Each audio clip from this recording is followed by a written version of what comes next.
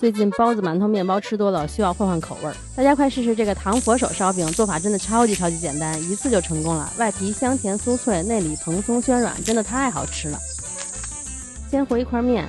面粉、酵母、糖、水、油放一起，和成一个光滑的面团。做发面的东西有一个原则：夏天室温高用冰水和面，冬天室温低用温水和面。面团和到表面比较光滑，然后就可以发酵了。现在的天气室温发就可以，大概发40分钟到1个小时左右。这个时间来做一个油酥。面粉加糖和油拌匀，这个油最好用热油，这样做出来的烧饼会比较香。因为我现在没有热油的工具了，所以我就直接用的冷油。这个面团怎么看它发酵好了呢？手指蘸面粉，在面团里戳一个洞，没有塌陷也没有回缩，或者有轻微的回缩就发好了。然后在桌子上多撒一点面粉，因为这个面团是比较软的，把面团倒出来，给它擀成长方形，把油酥全部倒上来，抹平，要抹到一点白都不留，然后从上到下卷起来。大家能看出来吗？我这个面是非常软的，和面的时候可能会有一点粘手，这个是正常的。因为你要是想让它做出来比较暄软的话，那就要多放一点液体才行。卷好以后给它平均分成6到8份，我是分成了6份。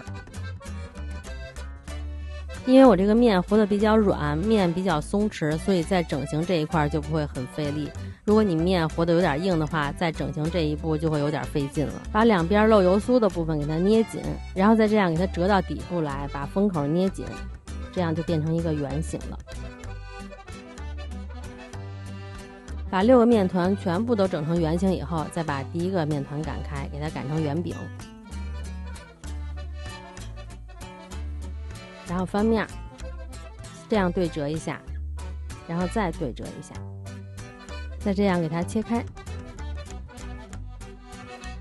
然后一翻，这样就好了。